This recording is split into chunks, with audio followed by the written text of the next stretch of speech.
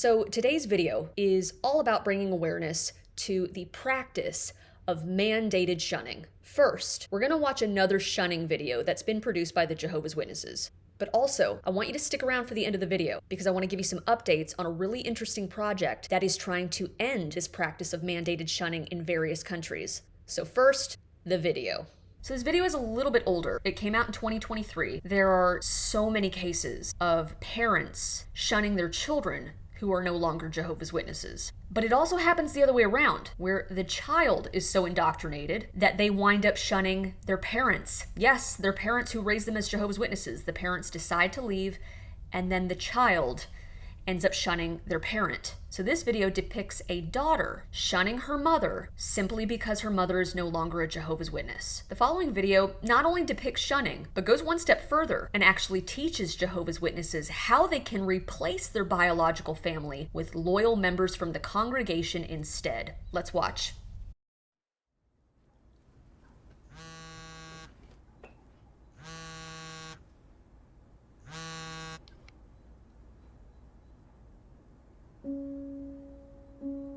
Mom's disfellowshipping still feels so raw. Elsa, please speak up. I miss you so much. I just want to hear your voice. It's such a struggle. I miss her.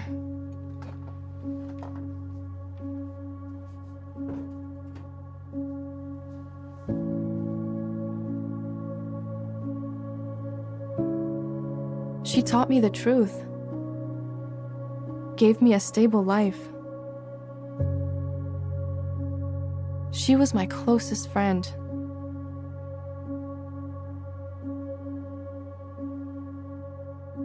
What's the harm in just calling once in a while? To chat. Maybe I can even help her to come back to Jehovah. Abel was essentially a spiritual orphan. But regardless of what his parents chose, he listened to Jehovah and patiently waited on him to fulfill his promises. I never thought of it that way. What has Jehovah promised me if I patiently wait? Spiritual brothers, sisters,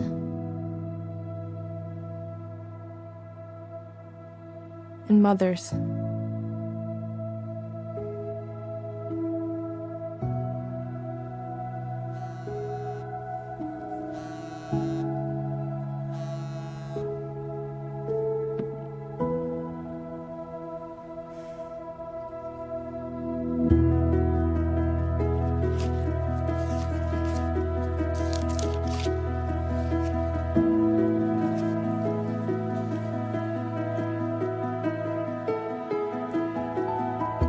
If I focus on what I do have and wait patiently, someday what I don't have may even come back to Jehovah. All right, I have said this a million times and I'll say it till the day I die. Jehovah's Witnesses are not a quirky, harmless, goofy-looking, fringe religious group. I was raised as one of Jehovah's Witnesses from birth, and I remained an active member till I was 30 years old. And the only reason that I stayed that long was because I had the threat of shunning hanging over my head from the time I was a small child. Jehovah's Witnesses are systematically brainwashed and desensitized to commit inhumane acts in the name of religious freedom. But plot twist, Jehovah's Witnesses don't want to shun their family. I don't know if a lot of people realize that. They don't want to shun their family. They are conditioned and threatened their entire lives to follow the rules. So this video is part of the desensitization process. Training their parishioners to just cut off family members, mothers, fathers, daughters, sons that have been deemed dangerous or unacceptable by the organization. And so they do this through 3 key strategies that I want to highlight from this video. Number 1, thought crime. So you notice the very first thing out of Elsa's mouth. She's like, Mom's disfellowshipping just feels so wrong. In case you missed it, Jehovah's Witnesses' version of excommunication is called disfellowshipping. Well, there's been a slight change recently, and now they call it removed. But if you know, you know. If you grew up as one of Jehovah's Witnesses for any length of time, it was called disfellowshipped. So we all think of it as being disfellowshipped. And in this video, you hear Elsa use that term. That's what it was for forever. Okay, so now why do people get disfellowshipped? Premarital sex, divorcing and remarrying, drug use, apostasy, leaving the organization and speaking out against it, questioning the leadership. Or because, the sun was shining in the wrong direction that day and they just felt like ruining your life. So some cases, it's very cut and dry, it is what it is. But the reality is, that's rarely the case. There tends to be a lot of nuance and details to that person's story that the rest of the congregation is just not made aware of. Yes, there's privacy issues, but the leadership takes advantage of that. The congregation elders withhold this information and create a narrative to justify their decision or their sentencing. So then in turn, the entire congregation will just sort of nod along and accept it. They're not allowed to question the elder's decision. And then the person who was disfellowshipped is then cut off from their entire support network, including their own family. Okay, so why is Elsa's mother disfellowshipped? Who knows? Maybe she was critical of the organization and was unapologetic. In that case, she'd be an apostate. Maybe mama got her groove back. She got herself a little something, and so now she's dirty and sinful, and they gave her the boot. Who knows? It doesn't say. But again, Elsa says, this just feels so wrong. You can see her sadness. You see the sadness, the despair in her face over having to shun her own mother. This feels so wrong. She could be saying it out of disbelief. Like, I can't believe I'm having to do this. I can't believe I'm having to shun my own mother, because she knows it's the rules. Or maybe she just doesn't agree with why the elders disfellowshipped her mother. It's her mother. She has more information than we do as viewers, and therefore the congregation if this were happening in real life. She knows her mother, she knows the backstory, she knows what's going on, but the elders won't give a reason to the congregation. Everybody just has to follow that mandated shunning policy and that culture of silence in the organization that I've spoken about in many other videos. The bottom line is, Elsa is conditioned, like all Jehovah's Witnesses, to ignore their own conscience and intuition and blindly follow the leaders. You can see from the very beginning, she's just doing this self-policing. She's so conditioned. Her mother is literally begging her to pick up the phone. Elsa, I just want to hear your voice, please. She's pleading with her daughter. And Elsa, even though she hates it and admits she's struggling and sad, she keeps following the rules, no matter the effects on her mental and emotional well-being. Number 2, indoctrination.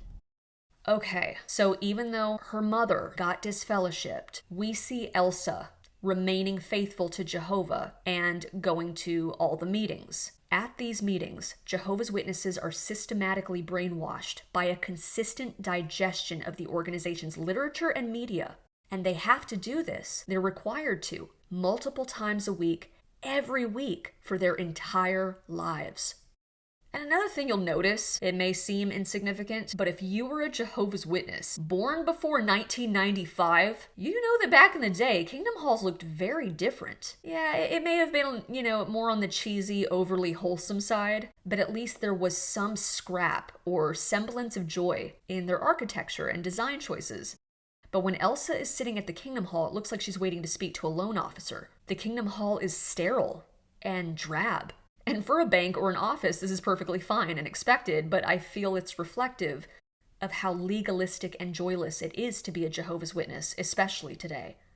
All right, with the advent of the internet and social media, you would have to be willfully ignorant to not know how horrible the organization is as an institution. All right, the literal crimes they have committed. CSA cover-up, how they're tearing families apart on a global scale, micromanaging their parishioners' medical choices through the no blood policy. You would have to be willfully ignorant because there's so much information out there about the witnesses that's available to the public now.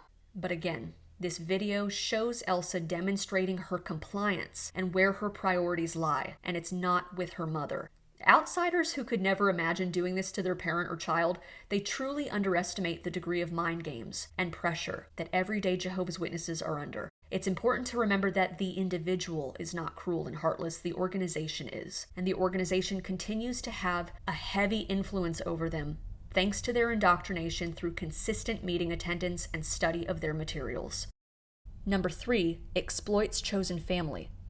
So I wholeheartedly believe in this concept of chosen family. It's actually a focal point and argument of the new book that I've been working on because I found myself in that position. I had to find chosen family over the years because I'm shunned. Along the way, I had to adopt people into my life, and I adopted people that became like parents to me. Do these people replace my parents? No. No one can replace my mother and father. But I also can't wait around with bated breath, right? For a miracle. I have to move on with my life and find other sources of support because I believe that I deserve to be treated better.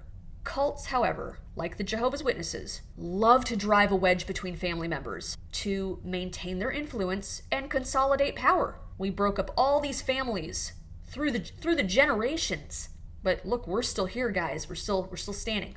We're still going. We still got it. What's really sick about this video, other than Elsa just blatantly ignoring her mother's pleas to reconnect with her, is it teaches Jehovah's Witnesses that even family members are disposable and can be easily replaced. And this isn't unique to the Witnesses. Other groups do practice mandated shunning. There are countless stories from various groups where someone felt obligated to cut ties or was required to cut ties with mom or dad, or, possibly the other way around, and the group rewarded them, just gave them a big pat on the back without considering any of the ramifications. Even today, I'm finding a disturbing trend, especially on social media, sort of, proudly cutting off mom and dad just because they don't agree with their parents' politics or don't like the church that they go to. And I'm like, whoa, like, this is not something that we take lightly. Unless your mother or father poses some serious, legitimate threat to your emotional, mental, or physical safety, you don't just co-opt this idea of chosen family to justify your entitlement. Get over yourself. Because I guarantee you, whatever hill you're trying to die on, those people don't care about you or your parents. In situations where people are just cutting off mom and dad over difference of opinion, I don't advocate for people who are exploiting chosen family in this way. Similarly, this woman may be a lovely person, but she will never be Elsa's mom. Elsa even refers to her own mother as something she doesn't have. She basically says, I shouldn't focus on what I don't have, referring to her own mother like she's some abstract concept instead of the human being that she is. This is totally intentional. The organization purposely dehumanizes Elsa's mother so that anyone in Elsa's position who's watching will become further desensitized to the act of shunning. But posing this sister as replacement mom is the equivalent of emotional junk food. Elsa will never feel truly nourished or satisfied. She's always going to long for her mother. Because it's cruel for a group to require or mandate that someone cut off their family in the name of religion. And on that note, I want to bring your awareness to Stop Mandated Shunning, an important initiative working to expose and end the abuse of mandated shunning in high-control religious groups. They're currently partnering with researchers at the University of Roehampton to collect stories and data to help make mandated shunning a crime. If you've experienced this kind of coercion, or just want to support the cause, please visit stopmandatedshunning.org and learn how you can get involved or share your story. If you made it to the end of this video, thank you so much for watching and for your continued support of Stop the Shunning. Channel members, my next live stream will be Saturday, June 28th. Make sure you turn on your notifications for updates. And to anyone else out there watching, if you would like to become a channel member, click the join button below. Have a great week, stay safe, and I'll see you soon.